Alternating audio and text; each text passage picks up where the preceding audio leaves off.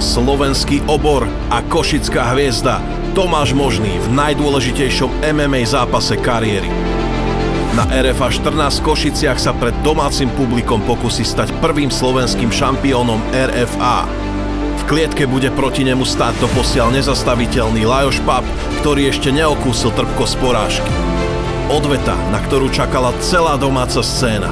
Sebastian Fabšo a Matej Kozubovský predviedli najkrajší postojársky zápas za posledných 5 rokov a niečo podobné sa od nich rozhodne dá očakávať aj tentokrát. A to ani zďaleka nie je všetko. V Košiciach uvidíme návraty najväčších hviezd organizácie. Václava Siváka, Jozefa Wittnera a Dominika Toporcera. Nenechaj si to ujsť a buď pri korunovácii nového šampióna ťažkej váhy na RFA 14.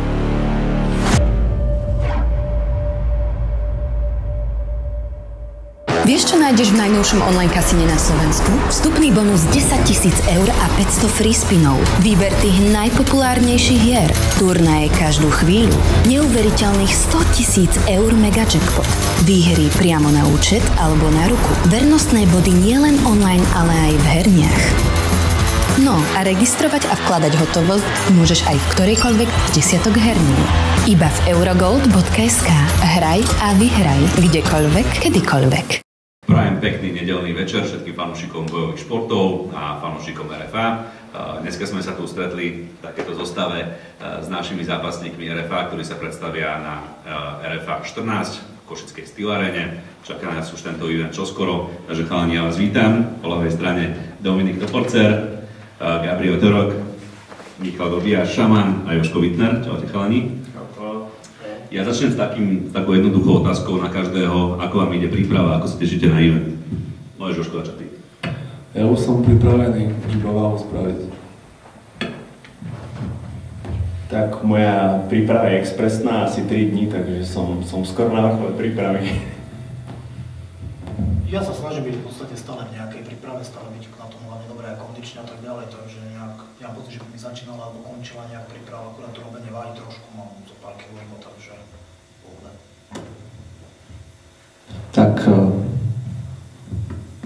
Tak ja som v príprave už od Považskej Bystrici, dal som si 4 dní pauzu a potom som nabehol zase. Bol som aj vo FE počas prípravy, kde ma preverili chlapci a už len to doladiť a bude to OK. Super, no. Ja sa budem postupne chalani pýtať pár otázok, ktoré mám, potom dáme slovo aj novinárskym otázkam. Začnem Dominik tebou. Čo vieš o svojom súperovi? Tak viem, že je to kvalitný zemiar a moc o ňom neviem. Dobre, musím povedať, že sa na teba veľmi pripravuje. Naozaj povedal, že to bude ťažkým, že budeš mať jedno z najťažších súperov, to sú teda jeho slova. Takže som na to veľmi zvedavý.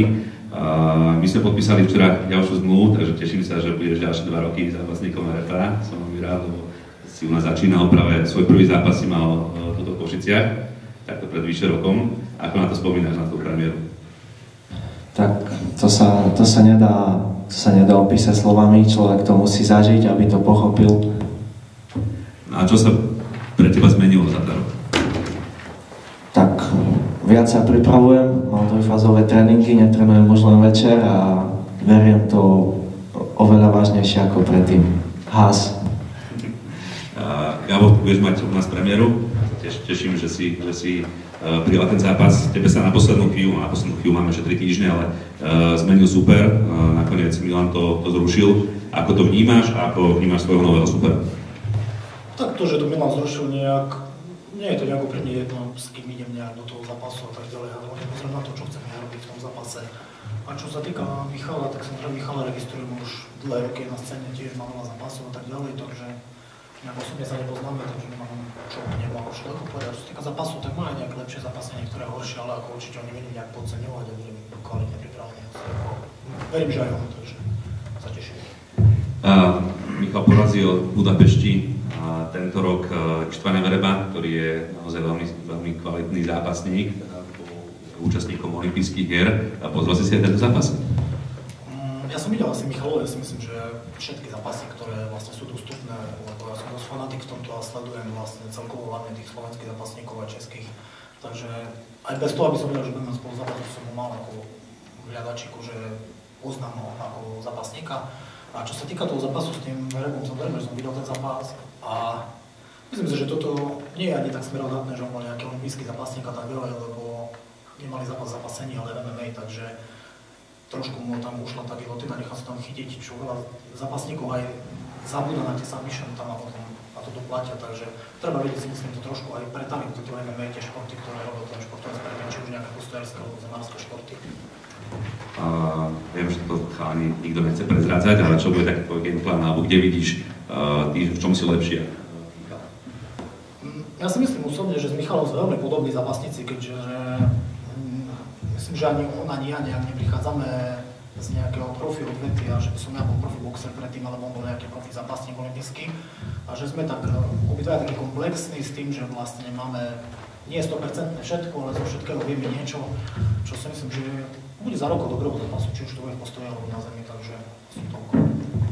Tak posúvam sa na teba. Ako sa ty cítiš po posledných dvoch zápasoch v RFA? Jeden bol veľmi úspešný, ale mám pocit, že si to užil v tej Budapešti, potom prišla Pyramída, kde si skončil v prvom kole, tak nešťastnejšie, takže ako sa cítiš teraz? Cítim sa veľmi dobre a ja sa teším na každý zápas a pôsobenie v RFA ma už baví a užívam si tie zápasy. Budapešť tu bol som si užil, tam som mal svojich ľudí, svoj kontol, celková atmosféra Budapešť bola skvelá. Zvlášť, že sa teraz opakujem Budapešť niečo podobné, takže to bolo perfektné. A na tento zápas to beriem ako ďalšiu veľkú výzvu, keďže tento čas mám tak skôr časovo obmedzený, že nemám takúto plnú prípravu, jak by som chcel, ale to není žiadna výhovorka, to je len konštatovanie a teším sa, lebo mám supera, ktorý je veľký, silný, vyzerá jak bodybuilder, čo bude super, takže keď taký malý chlapec ho porazí, tak to bude krása. Díky, lebo teraz, keď sa pri mne, keď si stal, som mal pocit, že ty si ten veľký. Nie. No a čo bude teda tvoj gameplan na tento zápas? Máš tiež napozeraného Gaba, alebo je to teba novinkou? Videl som jeho zápasil dokonca s mojím tímovým kolegom, alebo z jiu-jitsu s Marekom Azuchom a s viacerými chalmi, ktorí sa pripravujú aj so mňou a plán, ja viem boxovať, ja viem zápasiť, ja viem kopať, čo neviem, ja viem všetko, takže čokoľvek pôjdeme, tak záleží o tom, komu vyjde daná chvíľa, buď vyhrám prvom kole, druhom, treťom, ale proste všetko je o tom, že kto bude mať svoj deň lepšiu chvíľu, takže všetko je pripravené, už len to zúročí zápase. Tak ďalšiu otázku mám na Jožka Wittnera. Ty sa vraciaš po roku do RFA, do ďalšieho zápasu. Je to už trošku viacej ako rok. Ako sa máš, ako vnímaš tie svoje posledné zranenia, či už si z toho úplne v poriadku? Tak zranenie ma posunulo na vyšší level, ja to ukážem v zápase. Vážim si to, že môžem zápasiť, lebo bol som v stave, keď som nemohol trénovať absolútne žiaden šport. Takže si toľko k tomu. Čo hovoríš na svojho supera? Tvoj super sa naozaj pripravuje jednou z najkvalitnejších gymov v Poľsku, z Ankosu. Viem, že ho príde podporiť celkom veľa ľudí, aj z MMA sveta, ale aj divákov z Poľska. Tak čo na to hovoríš? Je to dobrý super na prechod do 8-4, tiež mal dlhšiu pauzu, pre mňa je to vlastne nové. A ja v tom zápase ukážem moje prednosti, ktoré on nemá, a on má tiež iné, tak uvidíme, no, keď nastúpime proti sebe. Myslím si, že to nebude o fanúšikoch. Určite Steel Arena si mal naposledy tiež naozaj po fanúšikovskú základňu. Skôr som to myslel tak, že po tom dlhšom čase, keď sa budeš vrácať do klietky, že či tam nie je nejaká nervozita, miesto nejakého očakávania na domácej pôde. Nie, hovorím, ja sa teším, že môžem zapasiť konečne. Super, máme tu 3 8-4, Dominika to trošku kazí, ale teraz sme mali turnaj v Prahe v spolupráci s IAF a nedá mi to sa opýtať vás všetkých, na to neviem, či ste všetci sledovali alebo nie tento turnaj, ale bolo tam viacero zápasov takých, ktorí dopadli inak, ako sme čakali. Jeden bol práve v 8-4, kde David Rošek prehral s Viktorom Červenským, išli do dočasný titul. Videli ste tento zápas, čo len hovoríte? Videl som obidva zápasy a škoda, že napríklad som nešiel s Hložkom teraz, alebo s Monstrom teraz a už ma aj nezaujímajú veľmi. OK, máme tam stále Dominika Humburgera. To je v poriadku, ja som mal nastúpiť s jeho superom, ktorý ho porazil, ne? Ale nakoniec to nedopadlo z KSVčka. No, ale z jeho strany, nie z mojej. Takže idem s druhým Poliakom a je to jedno v podstate, ja si idem svoju cestu, mňa to nezaujíma, kto proti mne stojí. OK. Máš u nás 2 výhry, správne hovorím. Teraz pokiaľ by si vyhral, by to bola 3. výhra, tak aj keď je to v inej váhe, určite sa budú všetci pýtať na to, či by si potom chceli ísť o titul. Teraz ma to nezaujíma, zaujíma ma ten najbližší zápas, treba vyhrať, uspieť. Čo bude ďalej. Ešte dostávam otázky, čo bude potom, keď vyhrám. Ale veď, ešte tam nie som, ešte som aj nenavážil. Potrebujem vyhrať, chcem vyhrať, robím preto maximum. To hovorím, že zajdem aj za hranu, aby som vyhral. A to je moja odpoveď. Tak ešte poslednú otázku, už sa nebudem viacej mučiť. A zápas Monstra s Krtom, ako hodnotíš? To by teda Monster mal byť tvojim superom, takto pred rokom Košice a bohužiaľ sa zranil. Teraz obral tento zápas so Stevenom Krtom. Tak je mi to ľúto, že to takto dopadlo, keď som to pozeral, lebo ja som aj tušil, že to môže takto dopadnúť, lebo keby to bolo 5 rokov dozadu, tak by som akože bol si istý, že by Monster vyhral. A tam sa ukázali presne tie medzery, na ktoré som bol pripravený. Takže mohol nastúpiť tu, mohol tu skončiť kariéru, ale skončilo to, ako to skončilo a nech sa mu darí. Mišo, pýtam sa aj teba, ty si mal tiež ponuku na zápas s Davidom Hašekom, lebo už asi nebol ešte, nemohol si toľko trénovať, nemohol si sa pripraviť. Ako vnímaš ty tento zápas v vašej váhe? No tak mladý chlapec ukázal pravosť, prekvapil. Hoškovi to vôbec nesedlo, neukázal absolútne nič, vyzeral úplne bezradný v tom zápase, pohyb, veci mu nesedeli, chlapec ho pekne prečítal, boxoval z ústupu, to čo som aj mal v pláne, vybojujem s ním, takže dobrá taktika zvíťazila druhou silou, takže asi takto vyzeralo v tom zápase podľa mňa. Pre teba je David ešte možným tvojim superom ďalším, bol by to zaujímavé pre teba? Nerozmýšľal som nad tým, teraz mám supera po svojej lavici. Najprv sa porátam s ním, alebo ako to povedať, len porovnáme sily, keď vyhrám, ďalšie kroky sú otvorené, alebo má 2 víťazstva v tejto váhe, tak ja neviem, môžeme toho hamburgera zobrať, čo hovoril, že titul nemá teraz hodnotu, tak dáme si to, to mal tú hodnotu, keď toto on tak hovorí, takže to je možnosť, možností je veľa. Gabo, ty si pozeral tento náš posledný turnaj? Pozeral som aj vlastne, pozeral asi všetko, čo sa týka MMA, Česku a Slovensku, aj Poľsku a Amerike, teba nebol. Iba 60 minút vyššie pozerám, takže detské vajne pozerám. Takže tiež som bol trošku prekvapený z toho Davida Hašeka, lebo sám som s ním mal zápas a presne viem, ako sa cítil, lebo mám pocit, že sa vôbec do zápasu nedostal, tak ako ja v zápase s ním, hej. Takže keď sa ma chceš spýtať, že či by som chcel zápas s Davidom Hašekom, tak určite, lebo ako to je jedna z prehier, čo ma asi najviac trápia, lebo som bol vtedy perfektne pripravený a jednoducho som v tom zápase zamrzol a vôbec som nedokázal ukázať, čo som mal natrenované a tak ďalej, takže áno, keď sa chceš toto povedať. OK, super. Dominik, ty si sledoval tento náš košický turnaj? No jasné, sledoval som to. Najviac ma zaujímal zápas Jacob Mikula versus Mavar. Bol som troška sklamaný, že Jacob mi nevyhral peniaze, ale však tak to chodí. Potom ma ďalej prekvapil zápas Krt Kníže a Červinský Hošek. A ja sa vás chalani ešte opýtam poslednú otázku takto všetkých. Napríklad pri tom zápase Davida Hašeka presne dostal sa do toho zápasu. Jeho možno pohltilo to, že tým, že Viktor bol úplným outsiderom, tak veľa ľudí, ale ja sa hovorilo, že nie je až taký outsider, že ho môže poraziť. Viktor vystupoval celý čas veľmi sebavedomo. A je to možné, že aj psychicky sa David preto nedostal. Ako na vás pôsobia tieto predzápasové médiá, dní a tak ďalej? Dostáva sa vám to do hlavy, alebo ako s tým pracujete po psychickej stránke? Môžete začať? Však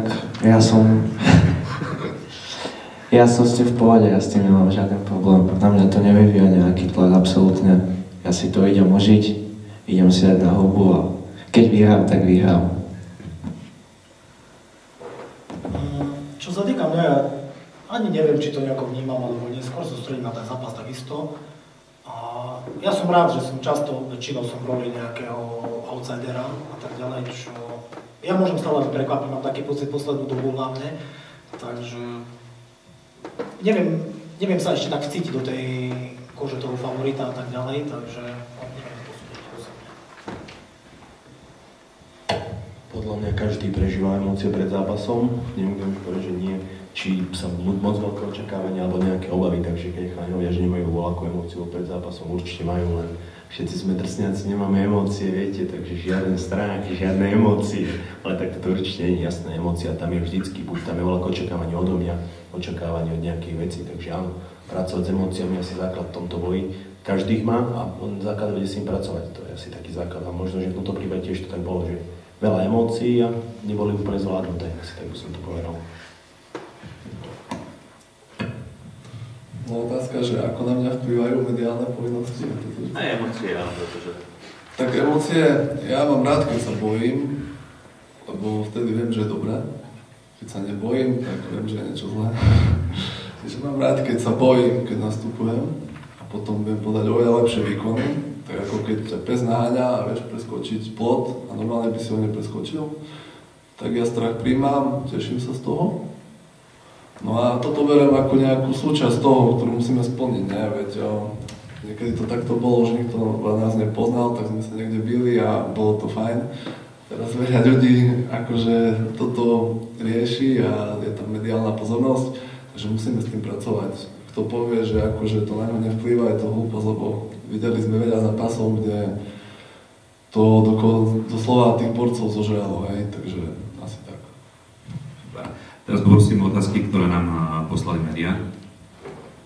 Dobre, ahojte, začnem Dominikom Toborcerom. Vzhľadom na to, že ty si už ako keby skúsený zápasník RFA, asi tu v podstate od začiatku, ako vnímaš, keď si to vezmeš za ten rok, keď sme boli v Steel Arene pred rokom a ideme teraz do Steel Areny, ako vnímaš tú jednotlivú atmosféru na eventoch? Tešíš sa nejak špeciálne na tú Steel Arenu, keďže si vlastne bývaš nedaleko Košice, ako keby? Však jasné, teším sa, vraciam sa sem takisto po roku do Steel Areny. Som v podstate na domácej pôde, takže ja sa teším veľmi na svojich fanúšikov, aj na celú atmosféru, čo bude v Steelke a predvediem tam dominantný výkon. Môže byť môj super hociak pripravený, ale bude to v mojej režii. Dobrý deň, otázka na Gabatrka. V minulosti si už ukončil kariéru. Čo ťa motivovalo vrátiť sa naspäť?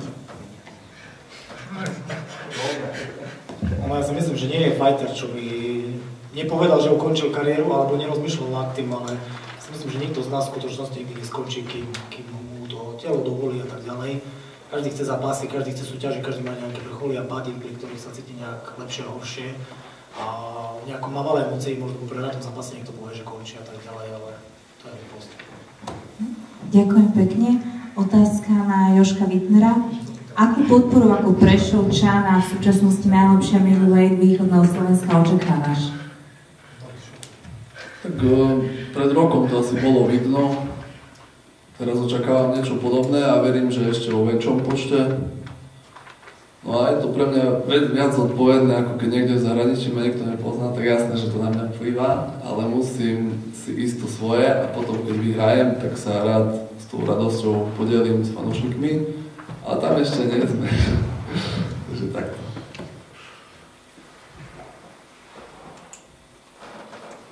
Dobre, ja sa opýtam ešte opäť Dominika. Ako by si zhodnotil to výjazdov výkonu v KSB? Máš po tomto zápase ešte väčšiu motiváciu sa proti nemu stretnúť? Tak keď teraz vyhrám, tak budúci zápas by som si to chcel s ním rozdať o ten opasok. A hodnotím jeho výkon asi tak, že mal dobre pripravenú taktiku na supera. Dobre mu tam rozkopal tú nohu.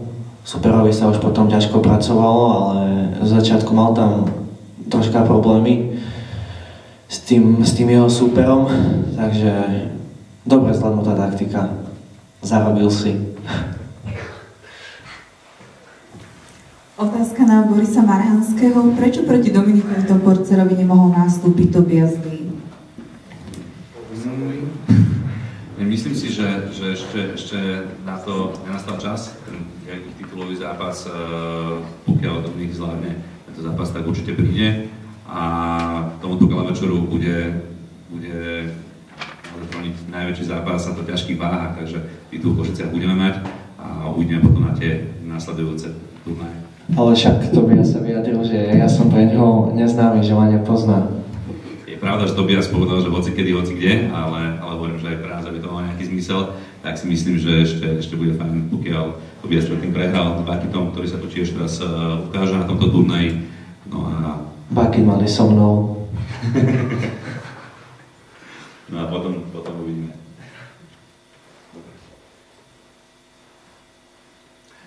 OK, takže všetky otázky už? Nič? OK, tak poprosím chalanov, čo tu máme, môžete ísť hľadať.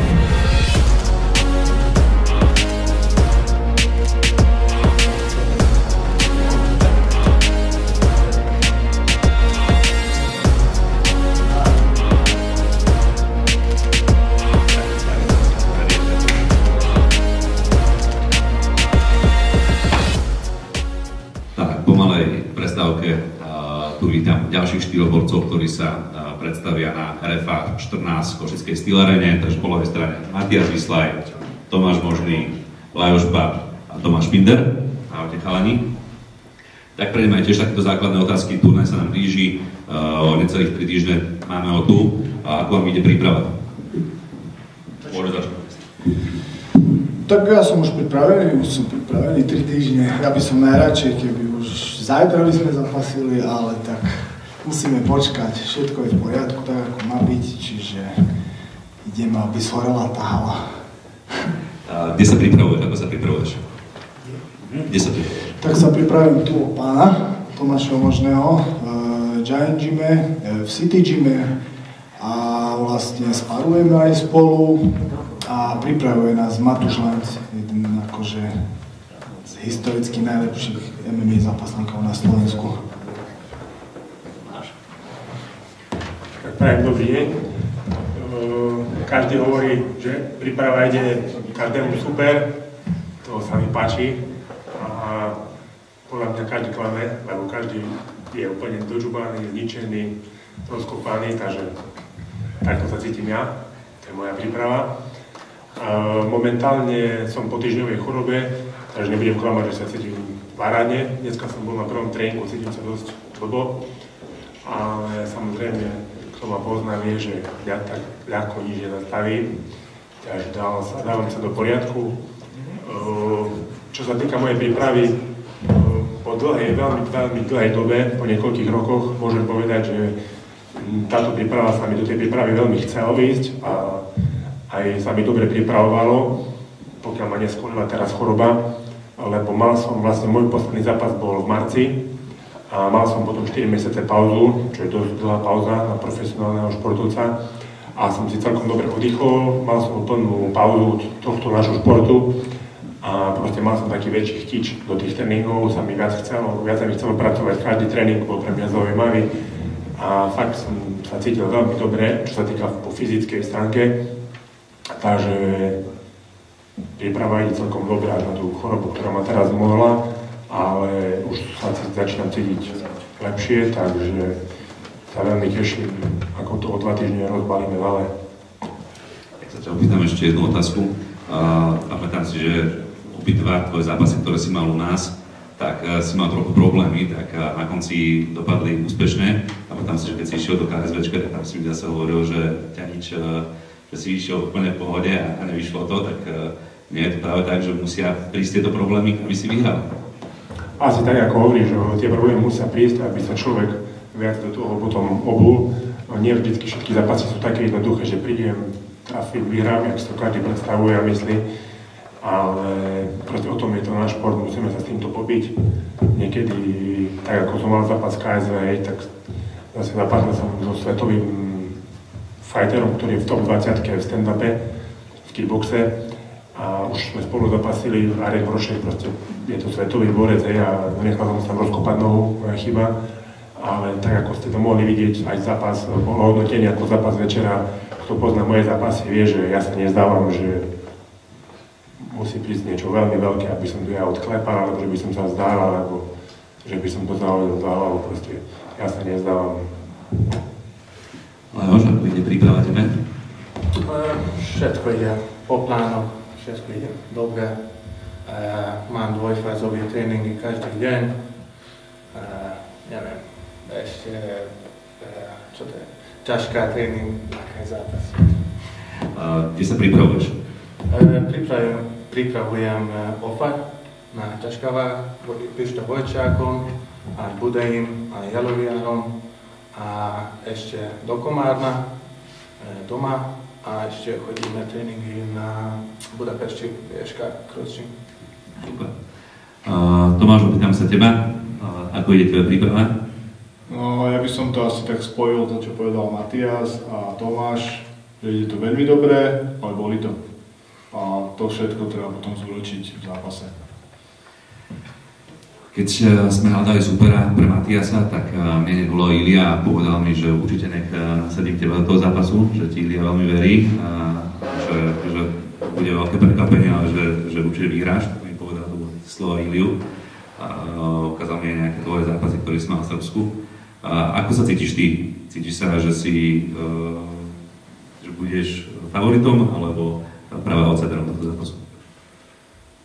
Skôr sa cítim asi ako outsider, keďže Matias má asi viac skúseností, ale to v podstate o ničom nevypovedá. OK, teraz prejdem, Matias, na teba. Ja si pamätám tvoj zápas, videl som ho na I'm Fight 3 v Prahe. Je to cca 2 roky dozadu. Prešiel si naozaj veľkým vývojom za tento čas. Naozaj si spravil veľký pokrok. V čom všetko viedlo k tomu pokroku, že si sa stal tu na tom výkonnom Slovensku, naozaj patríš tu medzi top zápasníkov, aj popularitou, aj podarilo sa ti vyhrať zápas KSV, takže čo tomu všetko viedlo? Ja neviem, asi len tvrdá drina, hej, lebo neviem okolo toho, čo povedať, len toľko, že ja to milujem, hej, z celého srdca to milujem a asi toľko k tomu neviem povedať, že musím to potvrdiť, to fakt miluje na sparingoch, keď dostane bombu, ja sa mu odpravím, že sorry, nie, ešte prosím, ďakujem. Ešte si pekne poďakuje, takže to málo kedy niekto ti tak pekne dáš mu zadnú, on ti ešte poďakuje za to, takže...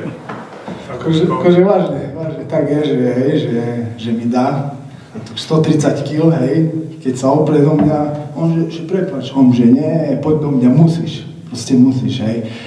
Tak dvojfázové tréningy stále, hej.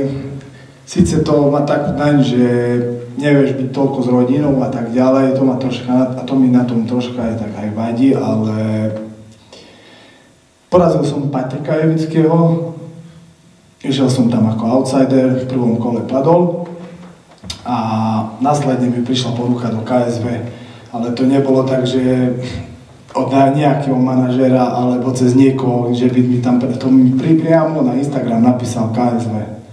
Čiže takto. Tam som bol tiež outsiderom, ale riadnym, tam bol asi 3 kurz na mňa a s pomiažným reprom som prešiel vlastne Komueniu v každom kole bez problémov. Ale akože neriešim, že či budem outsiderom alebo favoritom, asi budem pre domácich favoritom, lebo však som doma, že to je normálne, ale nepodceňujem nikoho, proste ideme sa pobiť a hotovo.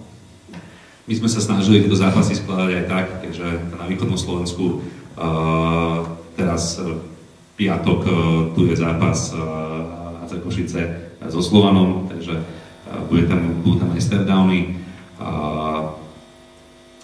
Vždycky tá rivalita medzi západom a východom tu bola. Ja sa musím povedať, že ja som sa narodil v Košiciach a celý život bývam v Bratislave, takže som taký rozpoletený, že nikdy neviem, komu mám fandiť. Ale ako to vnímate vy, túto rivalitu a vnímaš to aj tak, že východ Slovenska bude naozaj to stáť za vami a podporovať vás? Tak určite budú stáť za košickým fightermi, ale zase, neviem, nemala byť podľa mňa byť tá rivalita, lebo na čo? Hej, však sme jeden celý štát, nesme, že východné Slovensko, západné Slovensko, proste sme Slováci teda aj viem aj po maďarsky, možno som aj troška maďar, hej. Ale to ani nejde o to, hej. Ale podľa mňa mali by sme držať všetci spolu a žiadna rivalita nech nie je, tak... Ale tak niekto to má tak, niekto tak, ja to neberiem. Ja podnikám v Bratislave, poznám veľa ľudí z Bratislavy, ja som s nimi v dobrom a tam to končí. OK, Lajos sa nám pýtal, či tu bude mať aj prekladateľa, tak nevedel som, takže áno.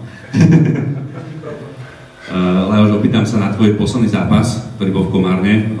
Bol si domáci, naozaj mal si tam neskutočnú podporu fanúšikov, teraz ideš do niečoho úplne opačného, kde práve Tomáš bude mať určite neskutočnú atmosféru, lebo na poslednom zápase do toho Košickej Steel Arene, kedy porazil Kamila Mintu, naozaj tá Steel Arena sa skoro zbúrala. Takže som to nazval, že to bolo také zemetrasenie, ktoré chcelo vidieť východné Slovensko.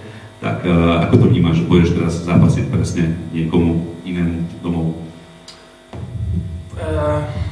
Na Komárne bolo veľmi super, lebo všetci boli tam, celý Komárno a bol zlomený nos a taká atmosféra bola, že keď dostanem úder, to neboli. A čakáme, aký bude teraz, uvidíme. Mentálne som pripravený. Prídu ťa podporiť aj tvoji fanúšikovia z Komárna? Jasné. Príde okolo 50. Super. Tomáš, ty vnímaš nejakú rivalitu medzi východným Slovenskom a západným Slovenskom? Tento koncept ti troška rozbijem, ja som väčší východňar jak Matias. Vidíš, tak Iliana klamal. Lebo ja som Rusin. OK. A všeobecne, vnímaš rivalitu? Čo sa týka športu, futbal, hokej, áno, ale takto... Načo? V živote je to úplne zbytočná vec. Rivalita medzi východom a západom. Takže koncept mi chalani rozbili, ale nevadí. Ja dám ďalšie otázky novinárom, ktorí sa chcú na niečo opýtať. Ahojte, ja mám tú otázku na Tomáša Možného. V prípade, že by došlo k šampiónskym kolám v MMA, v ktorých ste vlastne obaja neboli, aj s Lajošom, ako si myslíte, teda to je otázka na oboch tým pádom, ako si myslíte, že by vyzerali tie kola? Začnem ja. Mám ten pocit, že ani sa tam nedostaneme do tých šampiónskych kôl. To 4. 5. kolo si myslím, že nebude, ale ak by náhodou, tak sa snažím sa aj ja trénovať momentálne, tak ideme na zápas 5x5 minút, tak to trénujem tieto kola. Dávame si o pár kol aj najviac, takže pripravení budeme určite obaja na tie 5 kola a určite tam necháme všetko a hlavne, aby sa to páčilo fanúšikom. Nech vyhraje ten lepší. Ja si pamätám, že toto si hovoril aj s Kamilom Mindom, že určite tam nebude lepšie ako jedno kolo. Nechytaj ma na slovíčka, Boris. Nie, tak samozrejme sa snažíme to ukončiť čo najskôr a tak sa pomýlim, skončilo to až v druhom. Ja som pripravený na šampiónske kvôli, ale myslím, že nebude. Otázka na Matiasa. Aký príbeh zápasu očakávaš s Tomášom Špinderom? Tak to je ťažká otázka. Neviem, idem tam vyhrať a hotovo. Akože k tomu nemám čo akože povedať, hej. Žiadny neočakávam. Idem to tam vyhrať, ukončiť a koniec. Idem domov. A tá istá otázka na Tomáša. Aký príbeh zápasu očakávate s Matiasom? Priebeh očakávam veľmi tvrdý. Viem, že Matias je pitbull, ide stále dopredu, takže je to tvrdý boj. Nič iné z toho nečakám. Ešte na Tomáša otázka. Posledný zápas mal v máji 2022. Čo spôsobil takú dlhú pauzu? Rodina, zdravotné problémy. Jedno s druhým, ono keď sa to nakopí, tak to potom ťahá. Ja by som mal otázku na Lajoša Papa. Ty máš v RFA skore 3-0, celkovo 4-0. V tomto titulovom zápase 5, pardon. v tomto titulovom zápase sústredíš sa na seba, alebo trošku pozeráš takticky aj na Tomáša a jeho zápasy?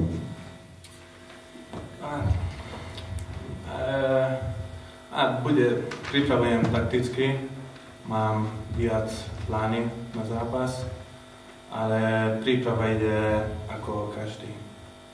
Tak robím, čo viem, ťažší. Otázka na Tomáša Možného. Na čom si od zápasu s Vošekom najviac zapracoval? Na čom som zapracoval? Tak teraz momentálne som zapracoval, že viac pracujem vlastne na tom grapplingu, na zemi. Takže na toto som sa teraz sústredil v tejto príprave, ale vlastne nie je to žiadna novinka a ani to nie je tajné, nič. Každý vie, že som stand-up fighter, že som kickboxer, celý život som robil kickbox. A jediným, čomu sa venujem teraz, je tá zem. Tak samozrejme nevenujem sa tomu, že bude zo mňa veľký jiu-jitsu majster, ale základné veci robím, obranné techniky, vstávanie zo zeme, aby ma nehodil na zem, proste tá obrana, toto drillujeme stále. Takže tak. Na tomto drillujem momentálne na tento zápas. Boris, tu spomínal, že minulý rok skoro spadla Steel Arena. Ako vnímaš tento rok domáce publikum? Cítiš podporu? Cítim podporu. Ľudia ma otravujú v kuse, že chcú do mňa listky, takže cítim to stále viac a viac. No a verím, myslím, že teraz marketingovo to je trošku lepšie ako minulý rok, takže mám ten pocit, že bude ešte oni o krok lepší na tom aj publikum, aj celá tá atmosféra, aj všetko. Takže keď minulý rok nespadla Steel Arena, tak tento rok spadne. Ešte otázka na Borisa Marhanského. Ešte sú síce 2 turnaje pred nami, ale ako hodnotíš RFAS zatiaľ z pohľadu roku 2023? Tak ja hodnotím veľmi dobre pozitívne, myslím, že sa každým turnajom niekam posúvame. Som veľmi rád, že Košice práve ukončia tento náš rok, pretože zase máme vlastne tento rok o jeden turnaj navyše, ako sme plánovali, a o 2 turnaje viacej, ako bolo minulý rok. Takže bolo to určite náročný rok, ale veľmi sa teším aj 2 turnaje, ktoré nás čakajú, či už teraz 25.11. v Budapešti, alebo týždeň na to 2.12. v Steel Arene v Košiciach. Takže myslím si, že ideme stále, aj naši zápasníci sa zlepšujú, ukazujú lepšie výkony, je tam už veľa príbehov okolo toho, takže myslím si, že postupne sa dostávame tam, kam sme chceli. A rovno s tým otázka aj na rok 2024. Kde vidíš RFA v roku 2024? Je v pláne expanzia aj do iných krajín ako Maďarska alebo Česká? Tieto veci ešte budeme ohlasovať práve možno 2.12. v Steel Arene. Máme veľké plány na budúci rok, ale ešte si ich necháme pre nás. Ďakujem pekne. Mňa ešte zaujíma, chlapci, počas týchto otázok, teraz v Prahe sme videli ťažkú váhu, Orlova mal zápasy s Cvernom. Cvernom nenastúpil na zápas, Tomáš, to poznáš, aký máš názor na tento plánovaný zápas, čo mal byť, a na šampióna IAF Orlova? Orlova som bral takého sympatiaka chalana, taký pohodiak bol, len potom raz som si počul jeden komentár, že dajte mi možného, že ho zožerem a neviem čo. Tak každý, kto ma pozná, vie, že tieto keci nemám rád, komentovanie a tieto sú čalamady. Nech každý hovorí potom po zápase, keď niečo dokáže, a keď ma zožere, tak potom môže vypisovať a nie, že on ma zožere, Pane Bože. Čo sa týka Cvernu, tak neviem, už by sme si asi na to mali zvyknúť, nie, že sa buď zraní, alebo nenastúpi, alebo niečo. Takže neviem, k nemu sa nevyjadrujem. Sám som to zažil, že ma vyzýval, keď bolo vlastne otvorenie prvý zápas RFA, tak tam po mne vykrikoval, že on ma naučí boxovať. Takže to bolo dosť zaujímavé. Samozrejme k tomu nedošlo, potom som ho raz stretol na jednom turnaji, tak sa vyjadril: no čau Tomáš, kedy si to ťukneme spolu? Ja hovorím, že si pána zase, si to než znú ťukať. A on že, no tak dobre, kickbox by som nedal ani ten mejku, ale keby si veľmi chcel, tak v tom boxe by som si to s tebou dal. Tak ja som len prikyvol hlavu, že dobre, rozprávaj si ešte. No, nemám žiadny koment k tomu nejaký extra, to je proste Cverna. Dobre, opýtam sa ťa, Orlov má 9-1 skóre, už sa, že hovorím správne, iba jednu prehru má s Budajom, myslím, že má teraz celkom vysoké sebavedomie po tých výhrách a naozaj si verí, pokiaľ by sa ti podarilo vyhrať tento zápas, tak išiel by si aj s ním? Určite áno, nemám s tým problém, ja som si superov nikdy nevyberal, ani som nepovedal na nikoho nie, tak nemám s tým problém absolútne. Ale najprv treba vyhrať tento zápas a potom pozerať, čo bude. Tak ako to Joži Winkner povedal, že najprv treba urobiť tú prácu, ktorú máme teraz a potom budeme pozerať do budúcnosti. Už to je to istá otázka na teba. Pokiaľ by sa ti podarilo vyhrať titul, pridal by si Orlova? Chcel by si s ním na zápas? Prečo nie, ale aj chcem titul na light heavyweight. Tak ešte uvidíme budúci rok, čo bude. Tak, ja vám veľmi pekne ďakujem všetkým zápasníkom, ktorí sa zúčastnili aj v tejto našom Media Day. My si dodáme ešte 2 stretdowny, ale všetky by som vám chcel pozvať ešte 2.12. do Steel Areny v Košiciach. Posledné lístky viete zakúpiť ešte v sieťach Ticketportal alebo v sieti Predpredaj. No a ako to bude so živým vysielaním a s PPVčkom vám už oznámime čoskoro.